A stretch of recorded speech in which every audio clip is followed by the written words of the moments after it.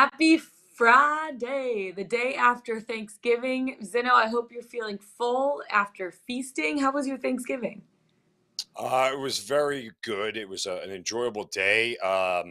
Cashed in on all three football games yesterday, so I felt good about that. I do a Thanksgiving Day tease. Why? Because it's fun. Let's get a little crazy and, Yeah, and fun. So we won on Thanksgiving. That was good. Ate too much, drank too much, which is also good. And now I'm going to shop till I drop on Black Friday.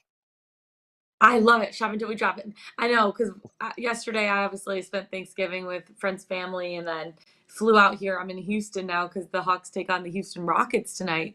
But on the plane, there were already some really good deals going on online, and I was spending a lot of time Black Friday shopping on a Thursday. I don't know if that's illegal, but I was getting ahead of it to try to get some of the best deals, but it's exciting. Welcome on into Let's Bet It, presented by Superbook Sports. I'm Lauren Jabara. If you haven't already guessed, that's Mark Zinno, and we have a lot to talk about today. Let's start it out with the Turkey Day recap because you said you cashed in all three of those games yesterday. First of all, the Lions lioned yesterday. That's what they do every single game. They get you really excited and then they let you down in the last second. And who would have thought the 24 seconds would have been enough time for Josh Allen to drive back down the field and get his team the win after the Lions tie it up? Who would have thought that? But I mean, Lions plus 9.5, play of the day yesterday. I feel pretty good about it. Still bummed that we didn't extend to a 4-game winning streak. But the Bills, they squeaked by in that one.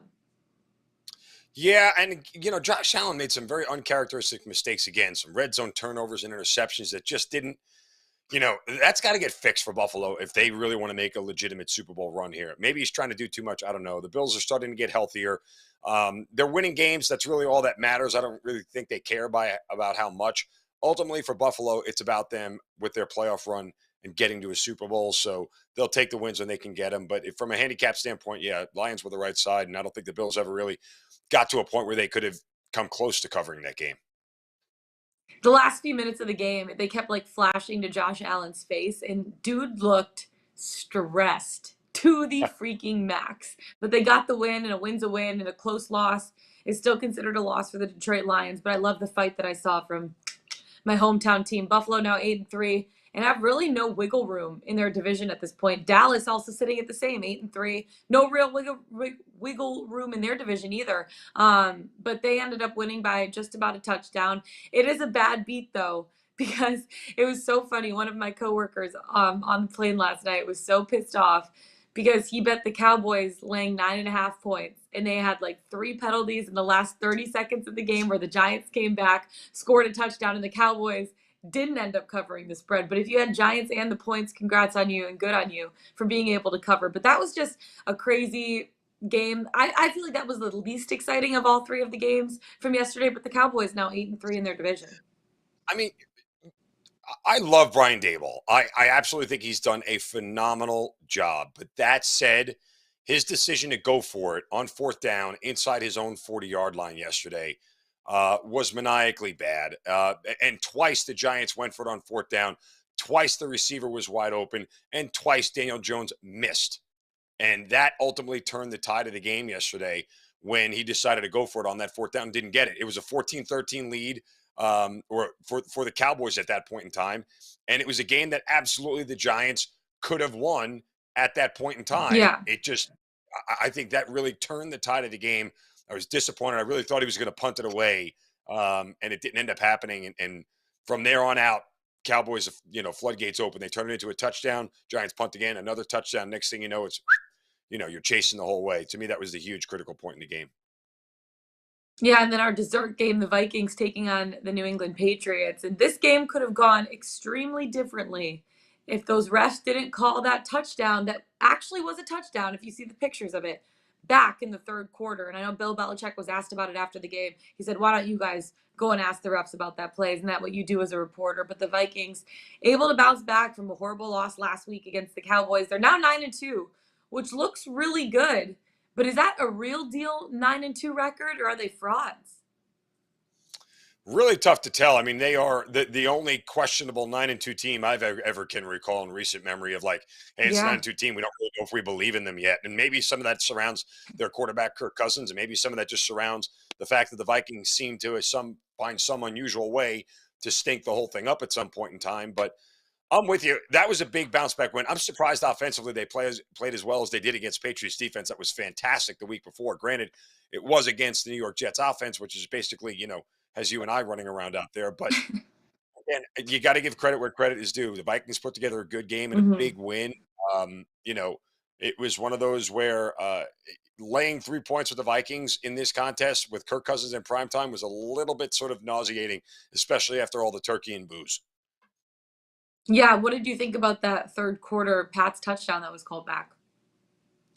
I mean, after what I've seen throughout the day, and even go back to the Giants touchdown that got called back for an illegal, lineman downfield, which wasn't even close to being Yeah. accurate. I'm not surprised by anything anymore. Every time you go to replay, it's a pure coin flip, if you ask me, and they'll likely get it wrong. But do I think it should have been a touchdown? Yes. Does it change the narrative of the game? No, because again, I think the Vikings still would have had a chance to win the game, right? Like, I don't think that would have, Mhm. and it's tough to tell how things would play out, but I don't think it necessarily negates the concept that the Vikings, wouldn't have won the game. It just would have changed how the rest of the game played out and how they played it. I mean, that's, ultimately what Yeah. happens. It was a back and forth game all game long, right? I mean, the Patriots scored, the Vikings scored, and round they went for pretty much 4 quarters. Yeah, absolutely. Turkey Day done. The feast of football on Thursday done. Now we move on to week 13 of college football, week 12 of NFL this weekend, which is going to be super fun. I know we're going to get into some college football in a second. Before we do, let's take it to the basketball court. College basketball. It's feast week for us at this point in every single sport. I know that there was the Maui Classic this weekend, other tournaments going on. I want to start this out, though, Zena, with how much trouble is a team like Louisville in right now. They're in year one of the Kenny Payne era, and it's not going well. They're 0-5, losses at home to Bellarmine, Wright State, and App State. Yikes.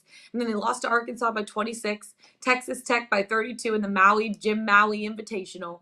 And they've gone 91st in Ken Palm, and they dropped all the way to 154th in 2 weeks, and lost DJ Wagner to Kentucky.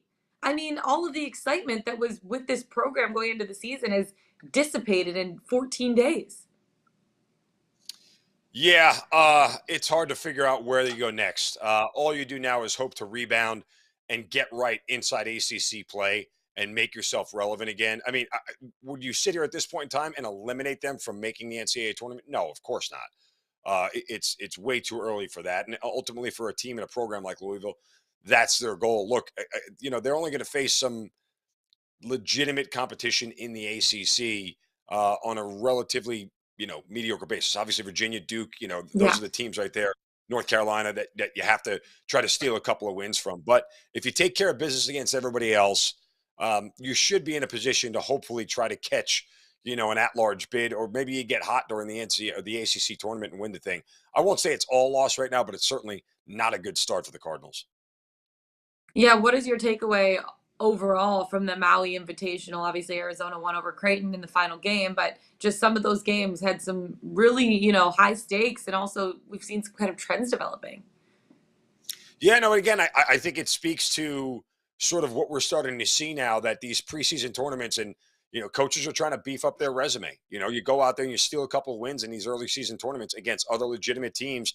That's going to help you out come selection time if you're in a position like Louisville is to turn around and go, okay, well, we could have gotten a win over a team like Arkansas, could have gotten a win over a team like Texas Tech and a ranked team. That's why you schedule these things, because it's going to make you better down the stretch. And a lot of coaches look at their non-conference schedule as a way to prep themselves for the conference schedule by playing a tougher non-conference deal. So I think you look at the Maui Invitational and you see where they are, and you see the teams that are still, the teams that took part in this thing. I think they'll all be better for it when it comes, into January and February. For you personally at this time, who is your favorite team or best college bet early in the season that you have on? Do you have any future college basketball bets that you're on right now? No, I mean, I saw as a team that I think that could win the A tournament. They're fast, they're athletic, just like they were last year. It's just a team I keep my eye on here early to see how they're going to Hmm. react. And as they get into SEC play, when they start, they're going to be a team that I'm going to look to overs for, and they play fast. Obviously, again, they get up and down the floor. They're very athletic. So Arkansas is a team I've got my eye on here early on to see if they can't get out to another hot start like they did last year. Yeah, it's going to be interesting to see how things move forward in the college basketball world. To be honest, I haven't even had that much time to keep up with it. I've just watched some really good games, like a few good games, and read a lot of articles about it so far. But honestly, I'm excited to see how things start to play out when he gets into conference play, which these teams are playing a ton of conference games nowadays. So, like, we're seeing these conference games start as soon as, the first, second week of December, which is crazy. So things are going to get real, real quick. Want to know what else is going to get real, real quick? The college football slate this weekend, because we have some massive, and I mean massive, games heading into this weekend. First of all, starting at noon, the game. Michigan taking on Ohio State. The battle of the Big Ten, undefeated, baby. There's only been 11 matchups between these two teams where they're both ranked in the top 5, and the stakes are so freaking extremely high.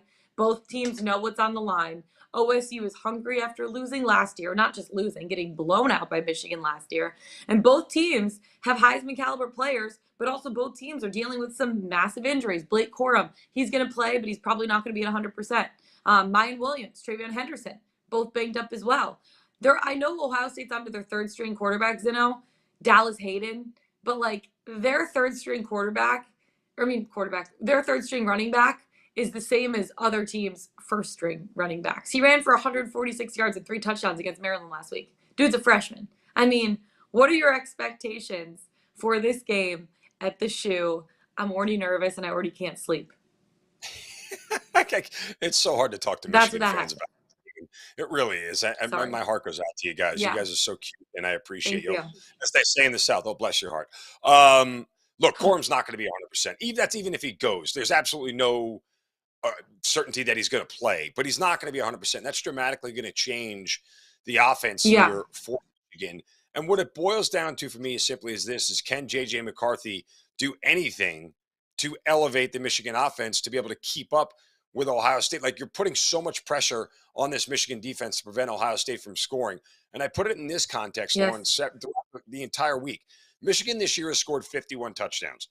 J.J. McCarthy has thrown for just 14 of them. That's 30% of the touchdowns are responsible from the quarterback. Flip it over to the Buckeyes. They've scored 68 touchdowns. C.J., their quarterback, has thrown for 35. So that's almost 60% of the touchdowns came from the quarterback. That disparity, to me, ultimately decides this game. I'm back in Ohio State. I'm laying the 7.5. I know you're upset about it, but look, if Corum was going, I think it would be, and 100%, I would look at this game vastly differently. I just don't know if Michigan's going to be able to put up enough points here. I think the under probably comes in as well. There's a chance the over could come in from a standpoint of if Ohio State can get into the high 20s, and you need sort of Michigan to get to 20 itself, like a 27-20 game. At some point in the fourth quarter, you get something freaky to happen, you get into the 50s. I think it could get there, but I probably lean on the under coming in. But yeah, I'm sorry. I just, without Corum being 100%, I can't back Michigan. I know, and this is what I want to get into is who makes the college football playoff, right? Because there's a lot riding on this weekend, to be honest with you. The other big game that people are looking at is Notre Dame taking on USC. USC is lurking, I love that word, lurking, right outside the playoff picture at 5th in the AP poll right now. And this is the first game between Notre Dame and USC that they're both teams ranked for the first time since 2017. But USC needs to win this game if they want to make it into the playoff picture. Caleb Williams also probably has the Heisman Trophy on the line, 470 passing yards last week at UCLA, which was incredible for him.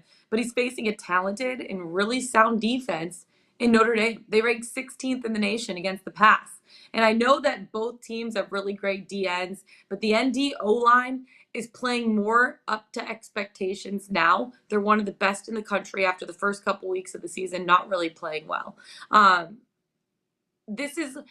It's like I look at the matchups and I'm looking at some of these numbers. Like ND backs have gone over 220 rushing yards in 4 of the last 5 games. And USC ranks 96 nationally yards allowed, but really good in takeaways. So it's like both teams have similar strength or different strengths, but they also kind of play to like what the other team's really good at too, So I don't really know how to read this game. I'm just really hoping that Notre Dame gets the win for 2 reasons, because I'm a Notre Dame fan. And because I really want Michigan, even if they lose to Ohio State, do they still make the college football playoff? I've been saying for a month now that I think 2 Big Ten teams can get to the college football playoff easier than 2 SEC teams could. And I think I'm going to end up being right on that prediction, just simply because if TCU or USC slips up, that opens the door for the loser of Michigan Ohio State to get in. Now, when you look at this USC Yeah. Notre Dame game, it feels like USC has been playing with fire almost every week now, with the exception of the blowout win over Colorado. They've been in one-score games in 4 of their last 5. Yeah. Now, this is a USC offense that has scored 41 points in 5 straight, but not so fast. The Notre Dame offense has scored 35 points in 5 straight. And this is a USC defense that can be scored upon. Look what happened last week. Zach Charbonnet of UCLA had a huge day. They put up 45 points in the game. Notre Dame, who runs the ball really well, as you just said, should have a lot of success on the ground. I back Notre Dame today. I'll take the 5.5 points. I think USC probably ekes out with a field goal win. But I think I'll take the points with Notre Dame here, just given the fact that USC's defense, when they don't get turnovers and they give up points, it really is a formula for these games being much tighter for the Trojans than expected. Yeah, I feel like one of the reasons USC has won a lot of their games just down the stretch in those games is USC is really good at forcing teams to make mistakes, or those teams just make their own mistakes and kind of shoot themselves in the foot, which has been the downfall for USC's opponents over the last few weeks. I feel like this game is going to come down to Drew Pine and his decision making, and that stems from the line's ability to protect him, right? He hasn't thrown multiple picks in a game this entire season, knock on wood. We'll see what happens. But let's just say a hypothetical situation. If TCU wins, USC wins, and Michigan, 2 situations. Loses. TCU wins, USC wins, and Michigan loses by just a little bit. Just like a slight couple point down to the wire game. Who makes it into the college football playoff? If TCU and USC win their conferences and run the table, they're both in. The committee's job is really easy then. It's Georgia, winner of Michigan, Ohio State, TCU, who's undefeated as a conference champion, and USC, who's a one-loss conference champion. With the gauntlet they had to run the last 3 weeks of UCLA, Notre Dame, and then Oregon, 3 top 15 teams in the country to win that and then win a conference title, Michigan's going to be on the outside looking in. TCU could slip up easily, whether it's this week or next week against K-State. And as I said, USC's been playing with fire. I'm not counting out Michigan yet. If one of those teams falters, Michigan is likely the fallback spot for the committee. Unless you believe, keep my fingers crossed. Unless you believe that Clemson winning the ACC is better than Michigan, which I don't believe they are, but the committee does value those conference championship games. Yeah, it is going to be. I'm like already getting really nervous, and honestly, my tummy feels a little upset just thinking about that game tomorrow. Like, to be honest with you, but there's so many different ways that this college football playoff can play out. We'll see how that works out over the next couple of weeks. We have the rivalry games this week, and then the conference championships, not next week, but the weekend after, right? It's 2 weeks after that. Or is it next week? No, conference championship is next week. So next 2 weeks, everything's going to be decided. Hold your breath or don't. I don't know if I'd be able to hold my breath long enough to see if Michigan will get in, but keeping my fingers crossed, saying a prayer about that one. Okay, let's take it on over to football across the pond. Bring in Mark Langdon to talk World Cup. He's the head of sports content for Racing Post. Find him on Twitter at Mark Langdon. How are you, Mark? Happy Friday. Yeah, and I'm feeling good. Yeah, I mean, the World Cup it's been absolutely crazy with 4 matches every day. In the UK time zone, it's like 10 a.m. All the way through until basically the end of the evening. But that's how we like it. And there's been that nice balance, I think, between enough favourites winning to keep the bettors happy, but also enough underdogs also sort of causing those shocks that create amazing storylines. Yeah, speaking of, Iran just shocked Wales, minutes ago, right? They scored twice deep in stoppage time. Sorry, Zeno, I totally interrupted you on that. But U.S. needs to beat Iran. They're going to be in a good position to advance. But first of all, they're staring today England right in the face. And England's a heavy favorite in this one. Like, would the U.S. be happy with just a draw in this game? Or how do you expect this one to play out? I think US would gladly take a draw for sure in the game. I don't think they'll get it, and that's not me being biased as an English person. I think if you look at the way that England, absolutely thrashed Iran, who've then gone on to beat Wales. If you look at kind of how that group is playing out now, that 6-2 victory against Iran looks really strong from England. Gareth Southgate, the head coach. known for being a very conservative guy and usually sets his team up not to lose matches rather than to go on the attack and win. Changed his philosophy really in that game against Iran. Put on and took off one defender, put on an extra attacking player, and the results were spectacular. And I think the US, we know what they're going to do. Their tactics will be to press and to make it really uncomfortable for England in terms of trying to feed the ball into their star players. But as we saw against Wales, it's really difficult to do that for 90 minutes. And the drop off in the second half from the US men's national team would be a big concern, I think, for me, just in terms of the way that England have got a lot of depth to their roster, and they'll be bringing on high quality players that I think will take the game away from the US the longer the match goes on. And I'm with you, Mark. I mean, I think the best the U.S. could hope for is a 1-goal loss here. I mean, the goal differential is obviously going to matter here as you come down for the U.S. trying to get out of group play.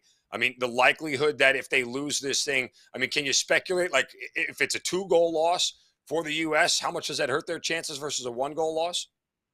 Yeah, so I mean, as obviously the group stands at the moment, Iran have got the 3 points, the US are on 1 point. So actually, in terms of that, US are going to have to beat Iran anyway. So I think that even if they are down 1 or 2 goals, that's not going to be a big factor in this game, because I think most people would expect England to finish on top of the group, and it's likely to come down to this game again, between Iran and the US on Tuesday. And so yeah, the goal differential unlikely to play a big part in the game, and it actually, a draw doesn't do the US that much good in this match either. It's really be a great result, but it doesn't do them that much good in the group, because England should beat Wales in that last game, and the US would still need to beat Iran on Tuesday. So I think they need to sort of be ambitious in this game, and I don't think we've seen anything different from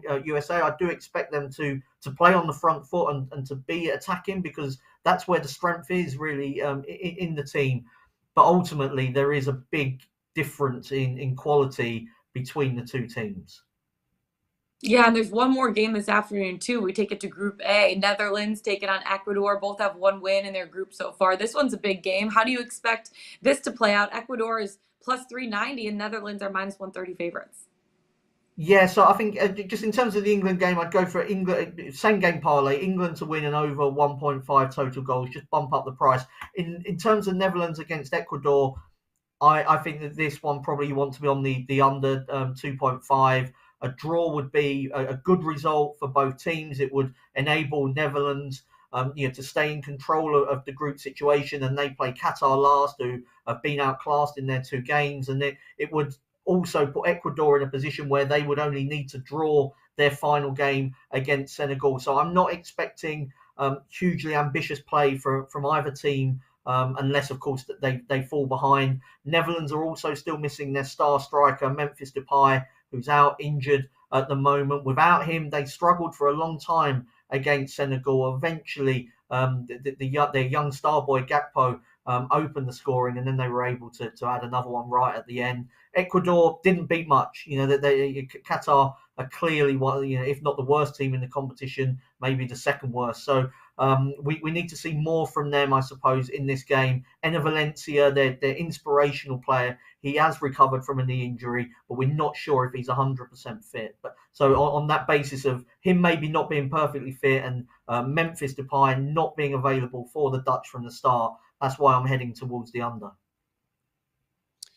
Mark, overall, when you look at the tournament here, prior to it kicking off, I had France repeating as World Cup champs, but they've been banged up. They lose Karim Benzema and one of their other major players. I slipped my mind right now, but I guess the quick answer is Kylian Mbappe enough to carry France not only through group play but to another World Cup?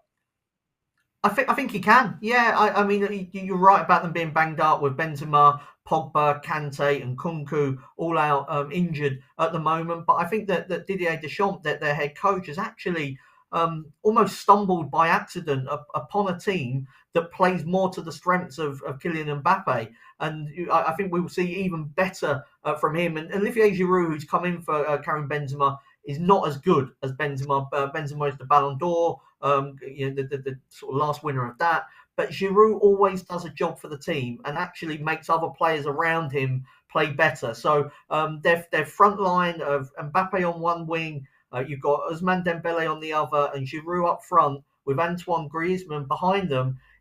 I still think is one of the strongest teams in the competition. And big news that's just broke a couple of moments ago, Neymar is out of the rest of the group stage for Brazil, who are the tournament favourites. He's got an ankle injury. So they're going to be impacted by that, even if he does come back in the knockout stages. And I don't think any team will go through this World Cup without having to overcome some big injury handicaps at some stage. And France maybe have got theirs out of the way before the competition started, because the schedule is crazy. So there'll definitely be more injuries to come. Yeah, when you look at the field in general, before we let you go, futures bets, what would you suggest people bet now that we've seen some of these games play out so far in these groups? Who are you most high on, and who would you kind of stay away from at this point? Yeah, I would say, without sort of just going over what I just said, I think France, from the point of view that they were being, I suppose, a lot of people were negative about them going into the tournament because of all of their injuries, and nobody has repeated since Brazil in 1962. So there is that trend against them, but I don't tend to sort of follow those kind of trends too often. It's a 4-year cycle. Of course, teams change. If Mbappe carries on at the level that he showed against Australia, they've got the best player in the competition. I do worry about them slightly defensively, but every team I look at has got problems somewhere along the line. That is just what international soccer is all around. In club soccer, if you've got a bad goalkeeper, you just buy another one, but you can't do that in international football. So there is no perfect team. And I think of all the ones that we've seen so far, France were the one. Australia are one of the poorer teams in the competition, but I still think that France showed up well, recovered from a bad start, and have got that kind of star quality that I think you need to win this World Cup.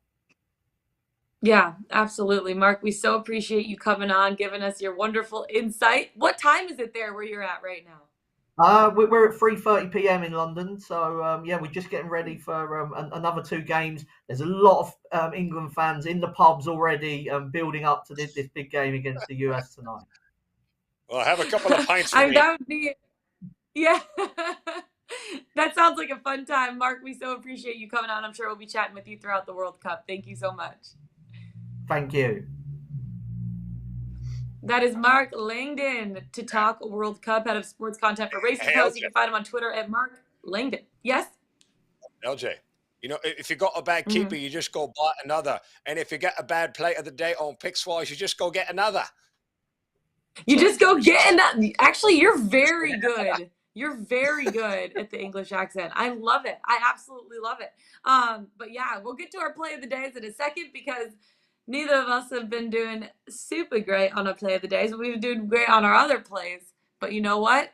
We just buy another one, and that's exactly what we're going to do today. But first, Let's Bet It is presented by our friends at Superbook Sports. Make sure to go to superbook.com or download the app today. And this season, we are all rooting for safeties. That's because Superbook will give you a $50 bonus on each safety scored this season. Just place a $100 pregame bet on any spread or any total. And if there's a safety scored in any game on Sunday, you, my friends, get a $50 bonus. Visit superbook.com for terms and conditions. Superbook.com to Pickswise.com. Buy another one, Zeno. Who do we got on the site today? We have several college football plays today, as well as a NBA play for tonight, and plays up there. College football picks for tomorrow, also there already. So plenty of good stuff to get to on Pickswise.com, the best bet section right there on the homepage. Check it out, Pickswise.com. Make sure to check it out. And guess what, Zeno? You lose your play of the day yesterday, buy another one. Let's talk about your best bet of the day. Who you got? I'll stick in college football today in the SEC. Missouri Tigers getting 3.5 from Arkansas. This is situationally a much better spot for Missouri, a team that needs one win to become bowl eligible. Arkansas not really playing for much, and they secured their bowl berth with a win over Ole Miss last week. Remember, a couple of weeks ago, they lose to Liberty. Arkansas, puts a lot of emotional investment into the loss game at LSU. They finally get bowl eligible last week. This is a Missouri team under the radar a little bit. Let's not forget, they have the fourth best defense in the SEC this year. They've played really well. And not only that, outside of blowout losses to Kansas State and to Tennessee, other than that, look at this, Lauren. Missouri has lost a one-score game to Auburn, to Kentucky, to Vanderbilt, to Florida, and to Georgia. They're in every single game they play because their defense allows them to stay in those games. I think they're the more motivated team right here. I think Eli Drinkwitz, the head coach, wants his team to be bowl eligible and get them in to one more football game. They're going to play motivated today. I don't think Arkansas has much to play for. Plus, Arkansas has kind of stunk on the road this year. Give me Missouri plus 3.5 here as a home dog. And one more note, I'll add that when you look at teams that are fighting for bowl eligibility against teams with better records, since 2015, those teams are 61% against the spread. Again, Missouri plus 3.5 at home today. I absolutely love it. Mizzou plus 3.5, baby. I'm taking mine to the ice. I'm buying another one. And this might be a little juicy, but to be honest with you, the Boston Bruins have been absolute literal money, which is why I'm taking them on the money line at minus 150. I know it's a little juicy, but you know what? They are the hottest team in the NHL this season. They're 17-3, and they're consistently getting wins. I know their last game, they had a loss, but they haven't lost at home yet this season. They're a perfect 11-0, and the Canes are going to want to end that. They are really struggling right now. They're on a 4-game losing streak, including their most recent loss to the Arizona Coyotes, which is crazy. And the Canes were minus 350 favorites in that game against the Arizona Coyotes, if that tells you anything. So I know that they're going to want to get back on track, but the Boston Bruins are just too good. They have too much firepower. Also, Boston remembers, let me take you back to the playoffs last year where the Canes knocked them out of the playoffs in 7 games. They're probably going to have a little bit of a chip on their shoulder going up against this team. And this game is going to be a grinded out defensive battle. The Bruins can take advantage of the Canes team that isn't at their best, and they're going to extend their home win streak to 12 games. But the Bruins are literally one of the top 2 most profitable teams in the NHL this season. I'm going to ride that train until it starts losing me money, because right now minus 150 ain't too juicy when you've won 17 of your 20 games so far and you have a goal differential of 37. You've scored 85 or 82. You've only allowed 45. Last time I checked, that's pretty good, and they're the best team in the NHL right now. So riding that train, baby. Let's go. That's it for us today, guys. Find us on the Pickswise YouTube channel. Go to pickswise.com. Follow us on Twitter. That's Mark Zinno. I'm Lauren Jabara. We'll see you guys tomorrow. Let's get it. Let's bet it.